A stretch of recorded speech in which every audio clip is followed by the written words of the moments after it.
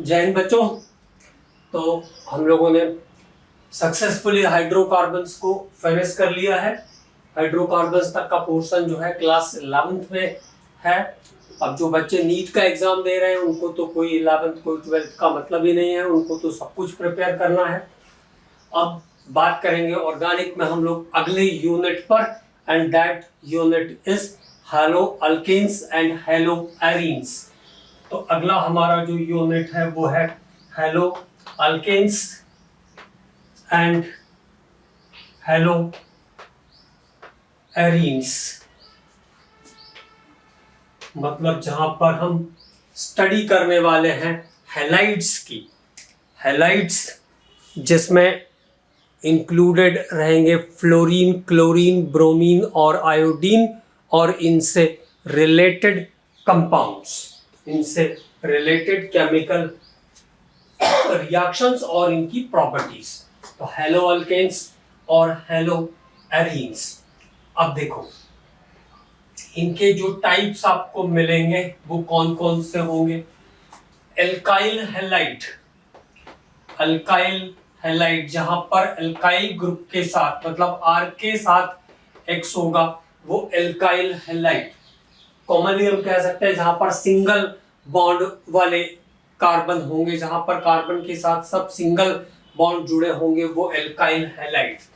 दूसरे आते हैं अल्किनिल हैलाइड, अल्किनिल हैलाइड। तो अल्किनिल हैलाइड्स में क्या आते हैं, अल्कीन्स के साथ जब हेलोजन आएंगे तो इसको हम कहेंगे एल्किनिल हैलाइड। अब एक्स की वैल्यू यहाँ पर फ्लोरीन, क्लोरीन, ब्रोमीन और आयोडीन हो सकती है। एल्किनिल हैलाइड के बाद अगला आएगा अल्काइनिल हैलाइड। अल्काइनिल हैलाइड्स के अंदर आते हैं जब ट्रिपल बॉन्ड के साथ हेलोजन प्रेजेंट होगा तो इसको हम कहेंगे अल्काइनिल हैलाइड। ट्रिपल बॉन्ड के साथ जब हेलोजन्स प्रेजेंट होंगे तो ये कहलाएंगे अल्काइनिल हैलाइड। और सबसे लास्ट में आएगा aryl halide, aryl halide. Aryl halides क्या होते हैं, जहां पर एरोमेटिक रिंग पर हेलोजन आएगा वो कहलाएंगे अराइल हैलाइड। जहां पर एरोमेटिक रिंग के ऊपर हेलोजन आएगा वो कहलाएंगे अराइल हैलाइड। तो ये हैलो अल्केन्स, हैलो एरीन्स की शुरुआत। एल्काइल, एल्केनिल, एल्काइनिल और लास्ट में अराइल हैलाइड्स। इतने टाइप होंगे हेलोजेंस के। अब बात करते हैं एल्काइल हैलाइड्स के बारे में। एल्काइल हैलाइड मतलब RX। तो एल्काइल हैलाइड, अल्काइल हैलाइड्स जो है क्लासिफाइड होंगे मोनोहैलाइड, मोनोहैलाइड जैसा नाम से लग रहा है, जिसमें एक हैलोजन ग्रुप होगा वो मोनोहैलाइड, सिंगल हैलोजन ग्रुप जिसमें एक हैलोजन ग्रुप होगा वो मोनोहैलाइड्स। जिसमें दो हैलोजन ग्रुप होंगे वो डाइहैलाइड। हम इसको डाइहैलाइड्स को और क्लासिफाई करेंगे अभी। जिसमें दो हैलोजन्स होगी वो डाइहैलाइड। इसके बाद ट्राइहैलाइड जिसमें तीन हैलोजन्स होगी वो ट्राइहैलाइड। जैसे मैंने कहा क्लोरोफॉर्म, ब्रोमोफॉर्म। तो ये ट्राइहैलाइड्स की कैटेगरी है जहां पे तीन हैलोजन्स प्रेजेंट होगी। इसके बाद टेट्राहैलाइड, टेट्राहैलाइड्स तो जहां पे चार हैलोजन्स प्रेजेंट होंगे लाइक CCl4, CF4, ये कहलाएंगे टेट्राहैलाइड। मोनोहैलाइड सिंगल हैलोजन, डाइहैलाइड दो हैलोजन, ट्राइहैलाइड तीन हैलोजन, टेट्राहैलाइड जिसमें चार हैलोजन्स होगी उसको हम कहेंगे टेट्राहैलाइड। तो ये हैलाइड्स का क्लासिफिकेशन चल रहा है। थोड़ी सी और बात करते हैं इसके बारे में। अब बात कर लेते हैं टाइप्स ऑफ डाइहैलाइड के बारे में। ये बड़ा इंपॉर्टेंट है, types of डाइहैलाइड।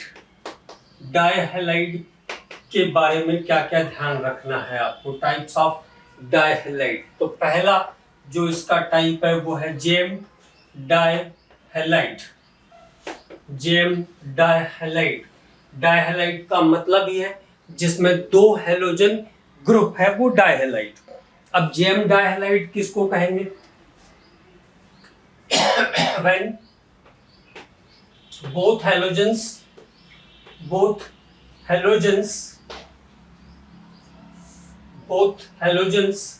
are present at same carbon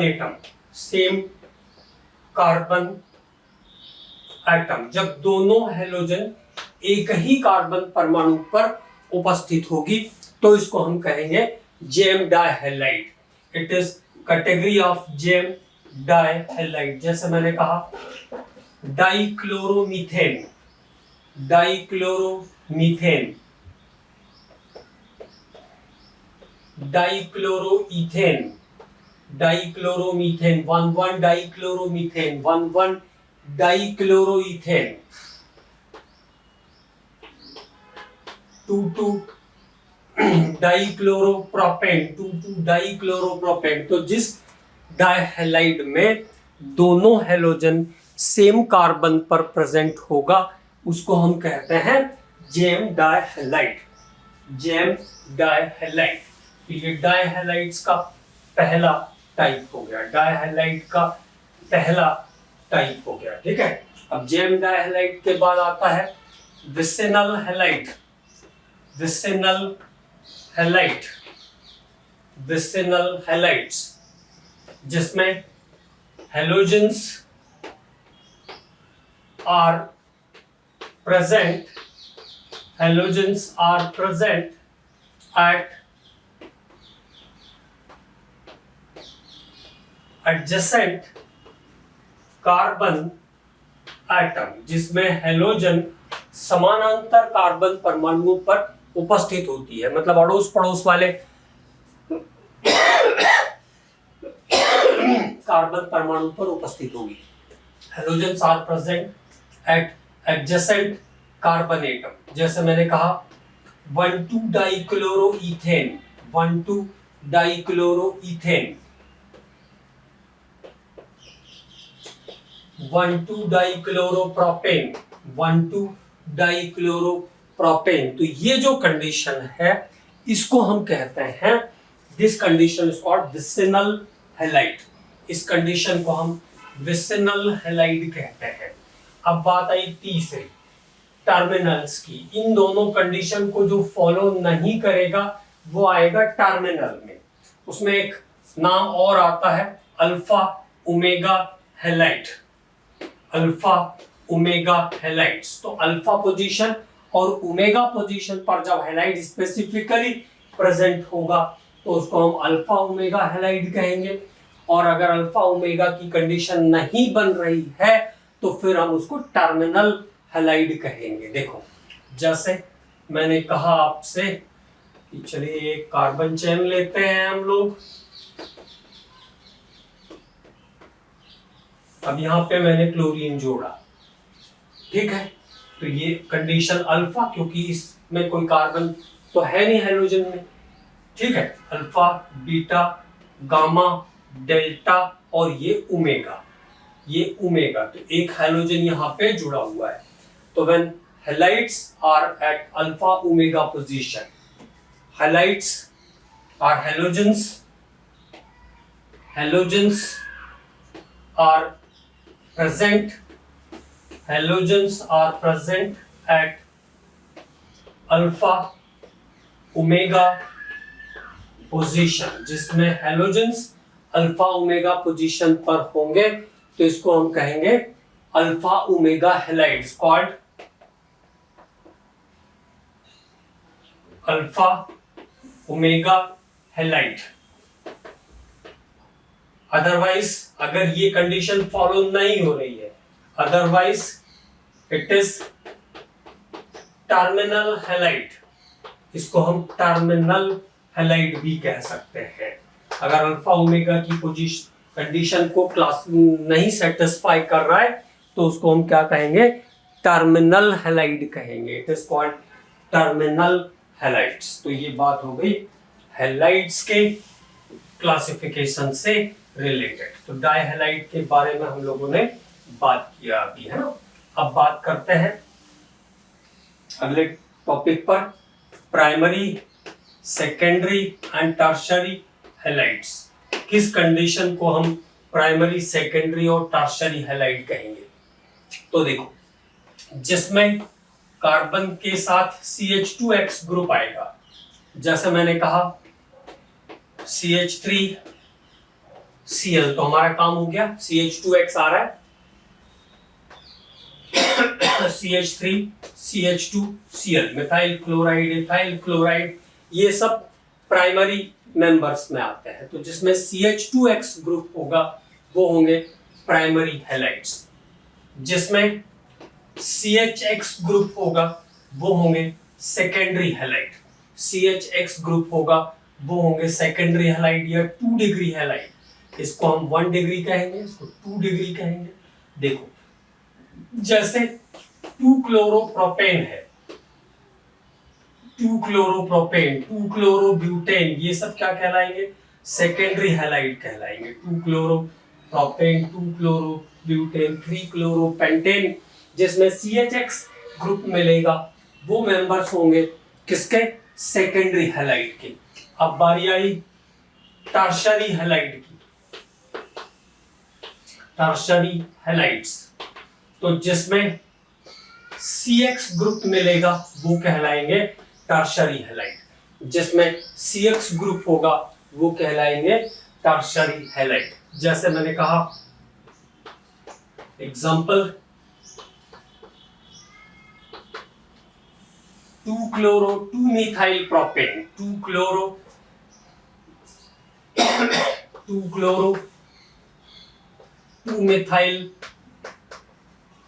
propane, two methyl propane, two methyl propane. तो 2-मिथाइल प्रोपेन जो है वो टर्शरी हैलाइड की कैटेगरी में आ जाएगा, टर्शरी हैलाइड की कैटेगरी में आ जाएगा।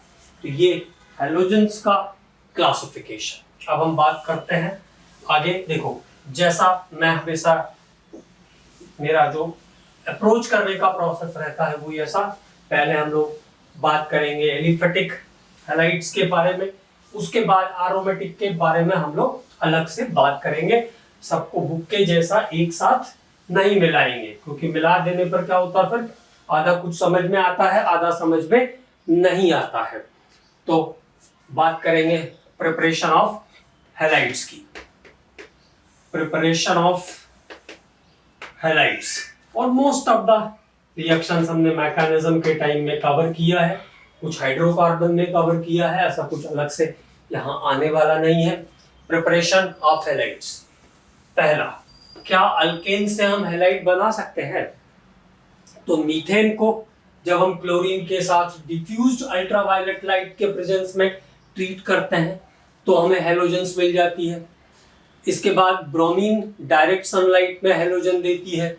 आयोडीन जो है रिवर्सिबल रिएक्शन के थ्रू हैलोजन देगा। अगर आप आयोडीन से ट्रीट कर रहे हैं तो आपको HiO3 या HNO3 as a catalyst use करना पड़ेगा अगर आपको हैलोजेंस बनाना है।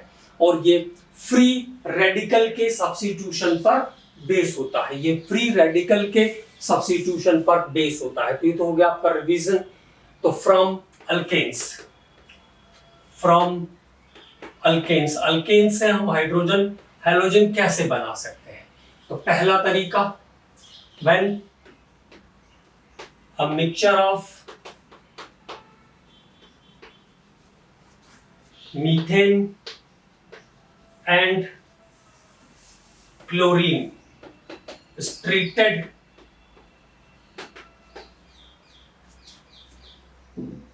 in presence of diffuse ultraviolet light।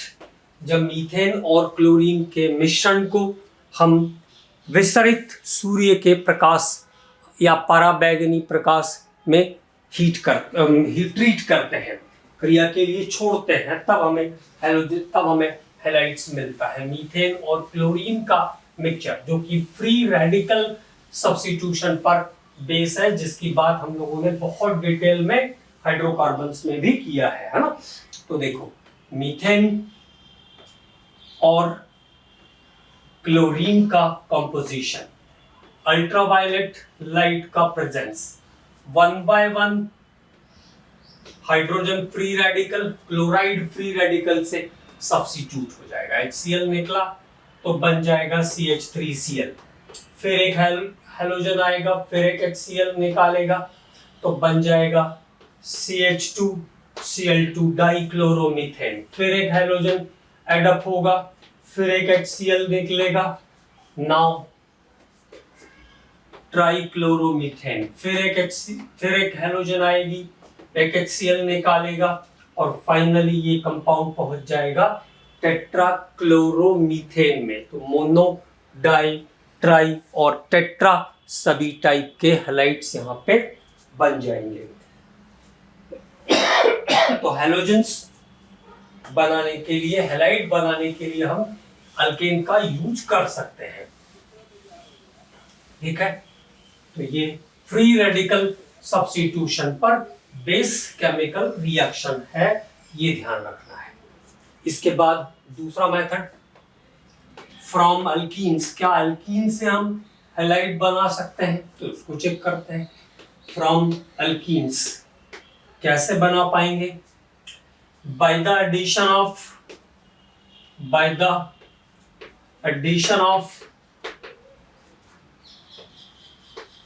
halogen acid, by the addition of halogen acids, halogen अम्लों का संयोग करके, हैलोजन अम्लों को जोड़ करके, by the addition of halogen acids, halogen acids में क्या क्या आता है? HI, HCl, HBr और HF। तो यहाँ पे जो केमिकल रिएक्शन के लिए यूज होंगे वो HI, then HBr, then HCl। ये ऑर्डर ऑफ रिएक्टिविटी भी है, इसका ऑर्डर ऑफ रिएक्टिविटी भी है, क्योंकि आयोडीन तक जाते जाते बॉन्ड लेंथ, आई का साइज बड़ा होता है तो बॉन्ड लेंथ बढ़ेगी तो रिएक्टिविटी बढ़ जाती है, क्योंकि बॉन्ड आसानी से, वीक बॉन्ड जो है वो आसानी से ब्रेक करता है। तो HI, HBr and HCl is the reactivity order. इसमें से क्या क्या ध्यान रखना है?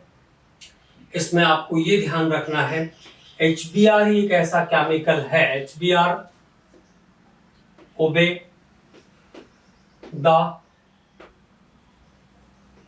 Markovnikov rule, HBr obey the Markovnikov rule and anti Markovnikov rule. दोनों रूल को ओबे करता है HBr, ओके। दूसरी इंपॉर्टेंट बात क्या ध्यान रखना है? HCl and HI do not form free radicals, do not form free radicals, so do not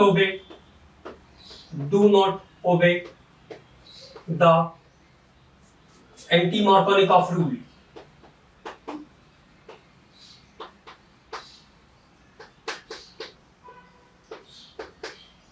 Do not obey the anti-Markovnikov rule। तो ये इसकी इंपॉर्टेंट बात है, इसलिए इसको मैं बार बार आपको याद दिलाता रहता हूँ। तो HBr ही एक ऐसा केमिकल है या हैलोजन एसिड है जो मार्कोनिकॉफ और एंटी मार्कोनिकॉफ दोनों को ओबे करेगा। HCl और HI में फ्री रेडिकल का फॉर्मेशन नहीं होता है, इसलिए इसमें एंटी मार्कोनिकॉफ रूल वैलिड नहीं होगा। ये इंपॉर्टेंट बात ध्यान रखना है। अब बात करते हैं हैलोजन एसिड का एडिशन किस पे? ईन्स पे। तो ईन्स पर हैलोजन एसिड का एडिशन जो है वो इलेक्ट्रोफिलिक एडिशन रिएक्शन का एग्जांपल है। किसका एग्जांपल है? इलेक्ट्रोफिलिक एडिशन रिएक्शन का एग्जांपल है। पहले इलेक्ट्रोफाइल अटैक करता है, ये ध्यान रखना है। The logic is Enes and ines are the electron rich centers. देखो जैसे इथाइलिन है मेरे पास, अब जब इस पे हम HBr को जोड़ने की कोशिश करेंगे तो क्या होगा, H positive Br negative, polarize हो गया। अब यहाँ पे इलेक्ट्रोमैग्नेटिक इफेक्ट होगा नेगेटिव पॉजिटिव। जब सिमेट्रिक है तो हम इलेक्ट्रोमैग्नेटिक इफेक्ट किसी भी तरफ को शो कर सकते हैं। What is electromagnetic effect? The delocalization of electron of pi bond in presence of attacking reagent, आक्रमणकारी अभिकर्मक की उपस्थिति में पाई इलेक्ट्रॉन का विस्थापित होना इलेक्ट्रोमैग्नेटिक प्रभाव कहलाता है। अब पहले पॉजिटिव अटैक करेगा, ये ध्यान रखना है। इलेक्ट्रोफिलिक एडिशन रिएक्शन शो करते हैं इन्स और ions, and the product is here ethyl bromide. Ethyl bromide यहाँ पे आपको प्रोडक्ट मिल जाएगा। Ethyl bromide is the product. अब मान लो आपका इन्स जो है वो असिमेट्रिक है, मतलब डबल बॉन्ड के दोनों तरफ number of carbon atoms different हैं, डिफर कर रहे हैं, तो आपको मार्कोनिकॉफ को याद करना है। क्या कहा मार्कोनिकॉफ ने? अगर पेरोक्साइड नहीं लिखा है, केमिकल एक्स्ट्रा नहीं है, पेरोक्साइड नहीं दिया है, तो मार्कोनिकॉफ रूल लगेगा। Negative part of the attacking reagent, आक्रमणकारी अभिकर्मक का ऋणात्मक भाग उस कार्बन पर जाएगा जहां हाइड्रोजन की संख्या न्यूनतम होगी। तो CH3 CHBr CH3 is the product। 2-ब्रोमोप्रोपेन यहाँ पे करेक्ट प्रोडक्ट होगा। 2-ब्रोमोप्रोपेन यहाँ पर करेक्ट प्रोडक्ट होगा। Negative part of attacking reagent added or shifted at that carbon have minimum number of hydrogen atoms। तो यहाँ पे लगेगा मार्कोनिकॉफ रूल। और अगर पेरोक्साइड दिया होगा तो मैकेनिज्म के टाइम हम लोगों ने पढ़ा था कि अगर पेरोक्साइड रहता है तब पोलराइज नहीं होगा, बल्कि हैलोजन एसिड में फ्री रेडिकल का फॉर्मेशन होगा और सेंटर भी फ्री रेडिकल के फॉर्मेशन से चलेगा। अब यहाँ पे अगर HBr को हमें ऐड करना है इन प्रेजेंस ऑफ पेरोक्साइड, तो peroxide leads the formation of free radical. इसको हम एंटी मार्कोनिकॉफ रूल या फिर हम और क्या कहते हैं, एंटी मार्कोनिकॉफ रूल के अलावा इसको हम खरास इफेक्ट भी कहते हैं। तो यहाँ पे बनेगा फ्री रेडिकल, ये फ्री रेडिकल, यहाँ पे भी बनेगा, ये बॉन्ड हटेगा टूटेगा और ये बनेगा फ्री रेडिकल। अब मोर इलेक्ट्रोनेगेटिव पार्ट जो है फ्री रेडिकल का, more electronegative part of free radical वहां जाएगा जो फ्री रेडिकल अनस्टेबल है, जो फ्री रेडिकल हाईली अनस्टेबल है। और प्राइमरी फ्री रेडिकल अनस्टेबल होता है, देखो ये प्राइमरी है, ये सेकेंडरी है। प्राइमरी फ्री रेडिकल अनस्टेबल होता है, तो ये प्राइमरी फ्री रेडिकल का more electronegative part of attacking reagent कहाँ जाएगा? फ्री रेडिकल के फॉर्म में जाएगा मोर अनस्टेबल या मोर रिएक्टिव कार्बन सेंटर पर, मोर रिएक्टिव फ्री रेडिकल पे जाएगा। तो प्रोडक्ट जो बनेगा वो अब होगा 1-ब्रोमोप्रोपेन, 1-ब्रोमोप्रोपेन, 1-ब्रोमोप्रोपेन, 1-ब्रोमोप्रोपेन। तो ये है एंटी मार्कोनिकॉफ रूल। अब कहीं भी, चाहे वो एरोमेटिक सेंटर हो, चाहे वो साइक्लिक सेंटर हो, कहीं भी हो, ये रूल एप्लीकेबल रहेगा अगर एडिशन रिएक्शन हो रही है तो। अच्छे से ध्यान रखना है। और ये भी ध्यान रखना है कि HCl और HI कभी भी एंटी मार्कोनिकॉफ रूल शो नहीं करते हैं या फॉलो नहीं करते हैं। उनके सभी एडिशन रिएक्शन मार्कोनिकॉफ रूल के अकॉर्डिंग ही होते हैं। तो ये है हेलोजन एसिड का यूज, हेलोजन एसिड की उपयोगिता। अब बात करते हैं अगले केमिकल रिएक्शन पर। क्या हेलोजन से भी हेलोजन बनता है? बन सकता है। तो हैलाइड एक्सचेंज की रिएक्शन की बात करना चाह रहे हैं हम। Halide exchange reaction, halide exchange reaction. और हैलाइड एक्सचेंज में दो केमिकल रिएक्शन आती है, फिनकेल्स्टीन, फिनकेल्स्टीन एक, और दूसरी आती है स्वाट, स्वाट रिएक्शन। ये दो ऐसी रिएक्शन है जो हेलोजन से हेलोजन को एक्सचेंज करते हैं। इसको हम रिस्पेक्टिवली बोलते हैं फिनकेल्स्टीन और स्वाट रिएक्शन, फिनकेल्स्टीन और स्वाट रिएक्शन। अब बात करते हैं पहले पर, फिनकेल्स्टीन रिएक्शन क्या है उसको देखते हैं।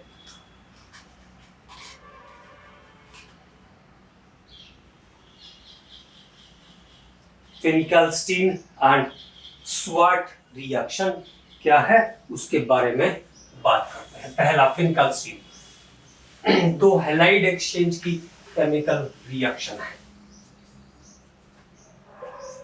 फिनकेल्स्टीन,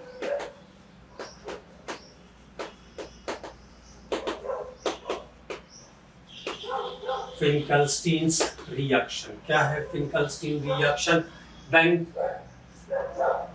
when alkyl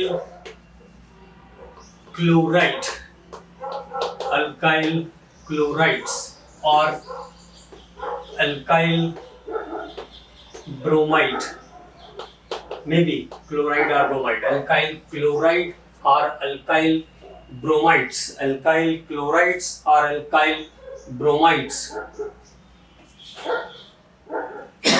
or reacts with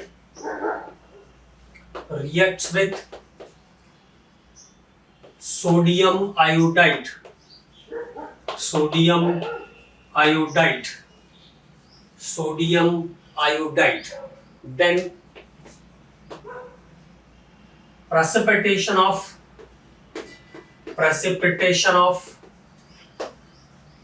NaCl or NaBr takes place in presence of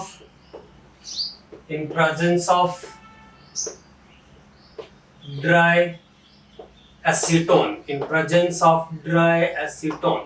तो ड्राई एसीटोन के प्रेजेंस में अगर हम NaCl या NaBr RCl या RBr वाले कंपाउंड को Na के साथ ट्रीट करते हैं तो क्या होगा? NaCl या NaBr का प्रेसिपिटेशन हो जाएगा, मतलब आयोडाइड वाला कंपाउंड यहाँ पे बन जाएगा। रिएक्शन देखते ही समझ में आ जाएगा क्या हो रहा है, ठीक है। तो इसको कहते हैं फिनकेल्स्टीन रिएक्शन। अब देखो क्या कहा मैंने, उसकी बात करते हैं। जैसे मैंने कहा RCl प्लस NaI, यहाँ पे ड्राई एसीटोन, तो क्या बन गया? Ri बन जाएगा, एल्काइल आयोडाइड, और NaCl का प्रेसिपिटेशन हो जाएगा, NaCl पास आउट हो जाएगा।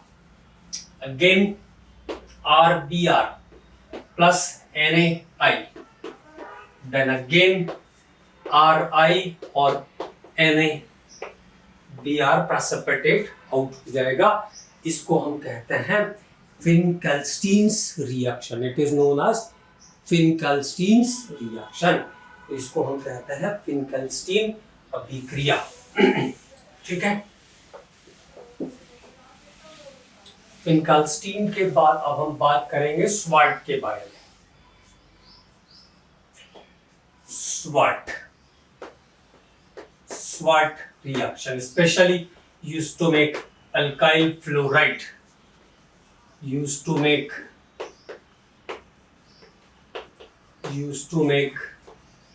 alkyl फ्लोराइड्स, एल्काइल फ्लोराइड्स को बनाने के लिए यूज होती है स्वाट रिएक्शन। एल्काइल फ्लोराइड्स को बनाने के लिए यूज होती है स्वाट रिएक्शन। स्वाट रिएक्शन का यूज करते हैं हम एल्काइल फ्लोराइड को बनाने के लिए। यहाँ पर भी क्या होता है, एल्काइल क्लोराइड और एल्काइल ब्रोमाइड, एल्काइल क्लोराइड और alkyl bromide reacts with metal fluoride AgF Hg2F2 और SbF3, then it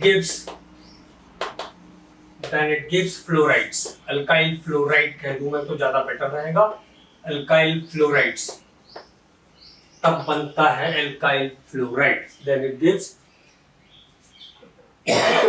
alkyl fluorides. तो एल्काइल फ्लोराइड का प्रिपरेशन करने के लिए यूज होता है स्वाट रिएक्शन।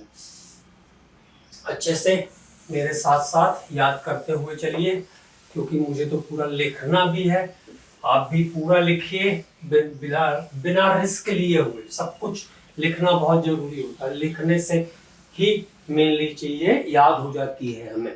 अब देखो, जैसे मैंने कहा CH3Cl प्लस AgF, तो मेटल फ्लोराइड से फ्लोरीन का रिप्लेसमेंट या मोर एक्टिव हेलोजन का रिप्लेसमेंट मेटल फ्लोराइड से मेटल हैलाइड से इजीली हो जाता है। तो CH3F बन जाएगा और साथ में यहाँ पे आ जाएगा आपका by product AgCl precipitate out हो जाएगा। इसके साथ साथ CH3Cl Hg2F2 mercurous fluoride, mercurous जहाँ पे मर्क्यूरी का चार्ज +1 होता है, ये ध्यान रखना, इंपॉर्टेंट बात है। मर्क्यूरस फ्लोराइड तो बन जाएगा CH3F plus Hg2Cl2 mercurous chloride. और मर्क्यूरस क्लोराइड को हम कैलोमल भी कहते हैं। Mercurous chloride is called calomel. It is used to make reference electrodes, संदर्भ इलेक्ट्रोड बनाने के काम में आता है Hg2Cl2 SbCl3। SbF3 जब यूज करोगे एंटीमनी ट्राइफ्लोराइड, तो यहां से आपको मिल जाएगा एल्काइल फ्लोराइड और SbCl3। ठीक है, तो ये रिएक्शन जो हैलाइड एक्सचेंज की रिएक्शन है, इसको हम कहते हैं स्वाट रिएक्शन। स्वाट रिएक्शन, ये 3 different chemical reactions, 2 different chemical reaction जिससे हम हैलाइड को एक्सचेंज करते हैं। अब अल्कोहल से हैलाइड पे हम कैसे जा सकते हैं उसकी बात करते हैं। फ्रॉम अल्कोहल्स, तो ये सब सिस्टमेटिकली अब ध्यान रहेंगे, क्योंकि हमने पहले एल्केन से किया, फिर एल्कीन से किया, फिर एल्काइन से, तो बनता नहीं है डायरेक्ट। इसके बाद हमने हैलाइड टू हैलाइड एक्सचेंज किया। अब हैलाइड टू हैलाइड एक्सचेंज करने के बाद हम बात कर रहे हैं अल्कोहल से। तो अल्कोहल से कैसे जा सकते हैं हम, तो number 1 by the action of PCl5 phosphorus pentachloride की reaction 1, by the action of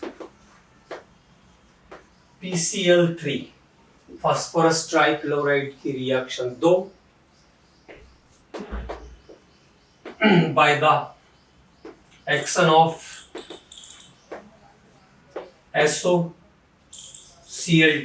it is called thionyl chloride। SOCl2 को कहते हैं thionyl chloride। और चौथा, इसको हम डार्जेंस रिएक्शन भी कहते हैं। मतलब बाय नेम भी आएगी, it is the category of Darzens reaction.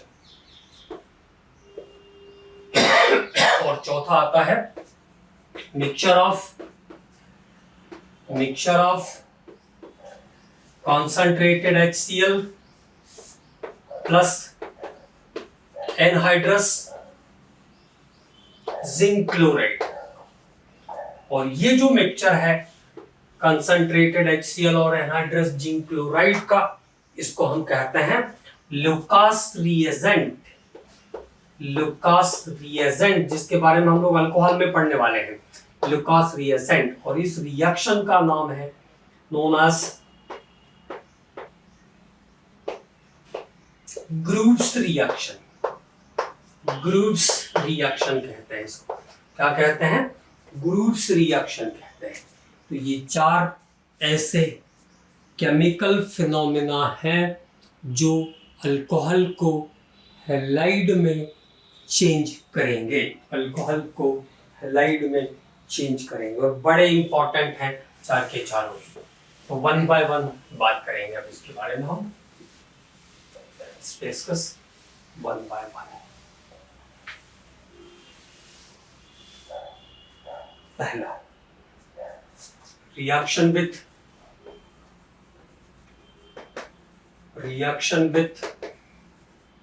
PCl5, बड़ी इंपॉर्टेंट रिएक्शन है। PCl5 reacts with compound containing oxygen, उन ऑर्गेनिक कंपाउंड से जिनमें ऑक्सीजन प्रेजेंट है, लाइक अल्कोहल हो गया, ईथर हो गए, इसके बाद आपका अल्डिहाइड कीटोन हो गया, कार्बोक्सिलिक एसिड भी ऑक्सीजन कंटेनिंग रहता है। तो PCl5 react with compound containing oxygen to give POCl3, phosphorus oxytrichloride, as a by-product। तो बाई प्रोडक्ट के फॉर्म में यहाँ पे ये निकाल के देगा POCl3। बाई प्रोडक्ट के फॉर्म में क्या निकाल के देगा? POCl3 निकाल के देगा। तो चलो जरा रिएक्शन देखते हैं। PCl5 oxygen containing organic compound से जब रिएक्शन करेगा तो POCl3 as a by product निकालेगा। अब लिखोगे कैसे? ऑर्गेनिक में जो है ना, रिएक्शंस को लिखने का भी बड़ा इंपॉर्टेंस रहता है। जैसे हम लोगों ने ओजोनोलिसिस किया तो वहां सिंपली ध्यान रखना है, cut the double bond at the oxygen both side, तो आपको प्रोडक्ट मिल जाएगा, आपको परेशानी नहीं होगी। इसी तरीके से अल्कोहल प्लस PCl5 देखो जब करना है कैसे लिखोगे? PCl3 और ये 2 क्लोरीन ऐसा लिखो साइड में, यहां से कट मारो, आपका काम हो गया। क्या बन गया देखो? C2H5Cl, POCl3 आपको निकलता हुआ दिख रहा है प्लस HCl, तो इथाइल क्लोराइड, इथेनॉल होगा तो इथाइल क्लोराइड बन जाएगा। अब मान लो मेरे पास ईथर है तो C2H5 हो, C2H5, it is ethoxy ethane. क्या कहते हैं इसको हम? Ethoxy ethane. अब ये लिखा मैंने PCl5, यहां से कट किया, आ गया product 2 molecules of C2H5Cl plus POCl3 It is phosphorus oxytrichloride। phosphorus oxytrichloride। तो अल्कोहल से देख लिया हमने, एल्डिहाइड की भी बात कर लेते हैं, ईथर से भी कैसे जा सकते हैं वो भी बता दिया मैंने आपको। अब जो सिमिलर रिएक्शन है उसको जब हम एक साथ करते हैं तो थोड़ा नॉलेज बढ़ती है। देखो जैसे एसिटाल्डिहाइड है, ये भी एल्डिहाइड या कीटोन, कोई भी एल्डिहाइड या कीटोन यहाँ पे हो सकता है, कोई भी एल्डिहाइड या कीटोन यहाँ पे हो सकता है ना। अब क्या करना था, PCl5, तो इस ऑक्सीजन की वैलेंसी जो है 2 है, तो क्लोरीन की वैलेंसी 1 होती है। तो जब इस ऑक्सीजन को हटाओगे तो 2 क्लोरीन जोड़ना पड़ेगा ना, हटा दिया और जोड़ दिया 2 क्लोरीन। देखो CH3 CH Cl2 1,1 dichloroethane, ethylidene chloride भी कहेंगे, ethylidene chloride and PuCl3 as a byproduct. तो it is from compound containing oxygen. Acid से जाएंगे तो हैलाइड नहीं बनेगा, लेकिन वहां पे आपको acid chloride as a product आएगा। अगर हम एसिड से जाते हैं तो acid chloride as a product आएगा। देखो जैसे CH3COH प्लस PCl3 और सिंगल सिंगल बैलेंस ही है तो हम ऐसे लिखेंगे, ये अरेंज कर दिया। तो halide is not a product here, but acid chloride is the product. क्या बन गया, एसिटल क्लोराइड और ethanoyl chloride. Ethanoyl chloride is the product for this reaction. तो ये PCl5 का एक्शन हो गया किसके ऊपर, अल्कोहल के ऊपर। दूसरा reaction with PCl3 phosphorus trichloride. अब ये स्पेसिफिकली रहता है, बहुत ज्यादा वाइड रेंज नहीं है PCl3 की, लेकिन ध्यान रखेंगे it gives H3PO3 phosphorus acid, phosphorus acid as a byproduct, as a byproduct। तो H3PO3 फॉस्फोनिक एसिड भी बोलते हैं इसको, H3PO2 को फॉस्फेनिक और इसको phosphonic as a by product बनाएगा। ठीक है, अब मान लो सिंगल OH वाला अल्कोहल आपके पास है, तो it requires 3 molecules of OH, 3 molecules of alcohol कह लो आप। सिंगल OH वाला है तो 3 चाहिए। अब क्या था, PCl3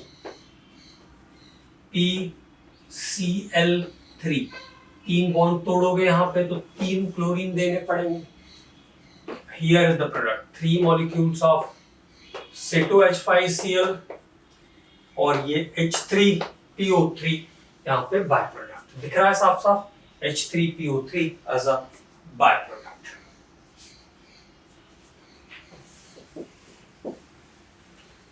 तो ये एक्शन है PCl3 का, अल्कोहल्स टू हैलाइड। अगला तीसरा reaction, Darzens reaction. Darzens reaction बहुत एक इंपॉर्टेंट पॉइंट है इसमें। Alcohol reacts with SOCl2 is the thionyl chloride to give alkyl chlorides. Alkyl chlorides. It is best method to convert alcohol into alkyl chloride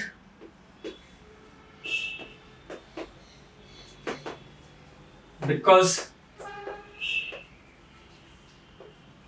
byproducts, जो by product बनेगा main product के साथ, because by products are gases जो by product बनता है वो gas state में रहता है, because by products are gases and easily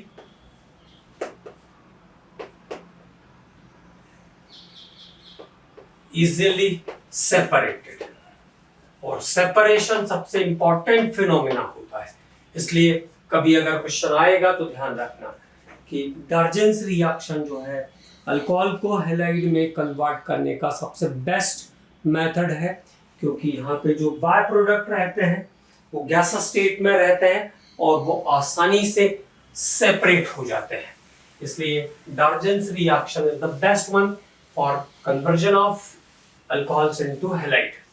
ये 3-4 जो है उनमें से सबसे बेस्ट है। अब बिल्कुल सिंपल, जैसे मैंने कहा ethyl chloride, ethyl alcohol, ethanol या एनी वन अदर, कुछ भी होगा, कोई फर्क नहीं। आपको ऐसा लिखना है, यहाँ से 2 टुकड़े करने हैं, you will get your product. क्या मिल गया? Ethyl chloride plus sulphur dioxide SO2 plus HCl। तो SO2 और HCl ये दोनों जो है गैसेस हैं और आसानी से उड़ करके बाहर चले जाएंगे, मतलब जो प्रोडक्ट है वो इटसेल्फ प्योर हो जाएगा या ड्राई हो जाएगा, ऐसा हम कह सकते हैं।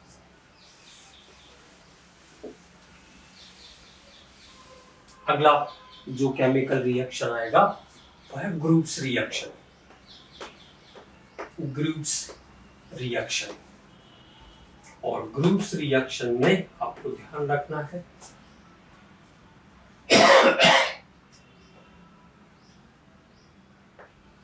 concentrated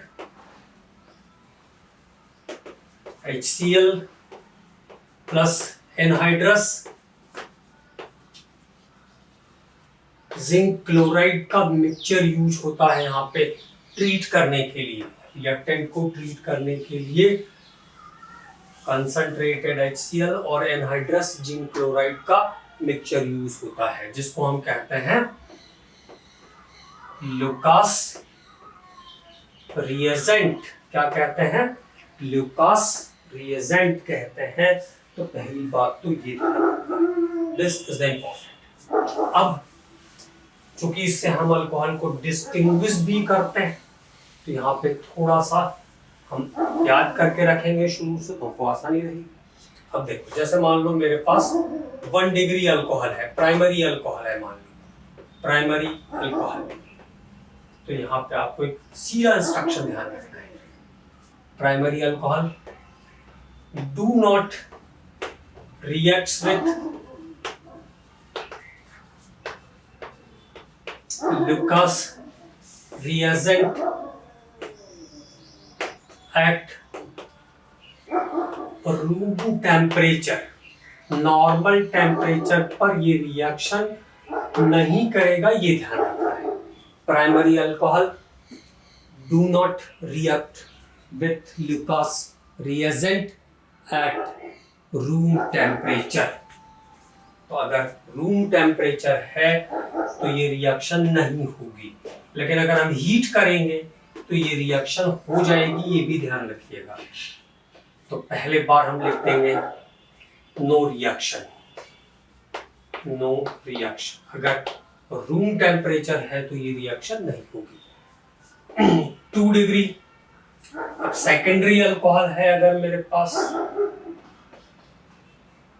जिसको हम 2 डिग्री अल्कोहल भी कहते हैं, हाँ, तो ये रिएक्शन 5 मिनट के बाद अपने आप होती हुई दिखाई देगी, 5 मिनट्स, ठीक है, क्योंकि हैलाइड बनेगा और हैलाइड जो है व्हाइट कलर का कंपाउंड होता है, क्लाउडनेस प्रोड्यूस होता हुआ दिखेगा after 5 minute.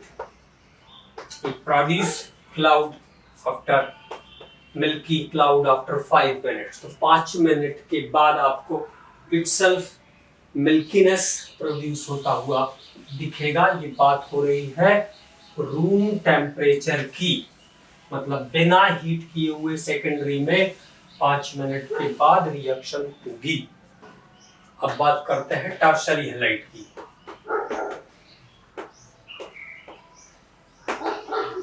Halides quickly reacts with Lucas reagent. Tertiary halide जो है वो क्विक मिल्कीनेस प्रोड्यूस करेगा, शीघ्रता से दूधिया रंग बनेगा या क्लाउडनेस आ जाएगी, ये ध्यान रखना है। शीघ्रता से दूधिया रंग उत्पन्न होगा या क्लाउडनेस आ जाएगी टर्शरी अल्कोहल के साथ। ये निकला वाटर और ये आ गया हैलाइड। तो ये अल्कोहल से हैलाइड पे जाने के 4 डिफरेंट मेथड है। एक और रिएक्शन हम लोग कर लेते हैं हैलाइड के प्रिपरेशन में, हालांकि वो इस वाले यूनिट में नहीं है एनसीईआरटी में, वो मिलेगा आपको कार्बोक्सिलिक एसिड के अंदर, लेकिन है सिलेबस में, ये ध्यान रखना है। And that is Hunsdiecker's Borodin reaction. Hunsdiecker's Borodin reaction. अब हंसडीकर्स बोरोडीन रिएक्शन क्या है?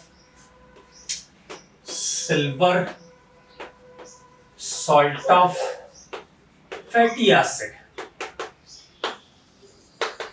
Silver salt of fatty acid reacts with bromine in presence of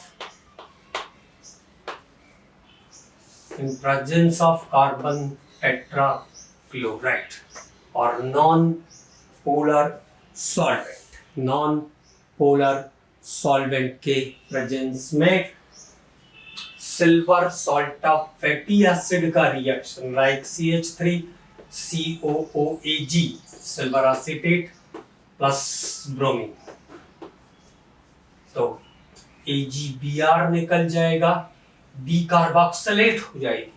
मतलब जितने कार्बन फैटी एसिड में होंगे उससे एक कार्बन कम वाला हैलाइड बनेगा। 2 कार्बन थे तो एक वाला बनेगा, CH3Br plus CO2 plus AgBr। अगर मुझे ब्रोमोबेंजीन बनाना है तो C6H5COAG प्लस Br2, एक कार्बन कम हो जाएगा फैटी एसिड के सिल्वर सॉल्ट से, ये ध्यान रखना है। तो C6H5Br bromobenzene plus CO2 plus AgBr, तो this is called Hunsdiecker's Borodin reaction. इसको हम कहते हैं हंसडीकर्स बोरोडीन रिएक्शन। और अगले लेक्चर में हम लोग स्टार्ट करेंगे प्रॉपर्टीज ऑफ हैलाइड्स।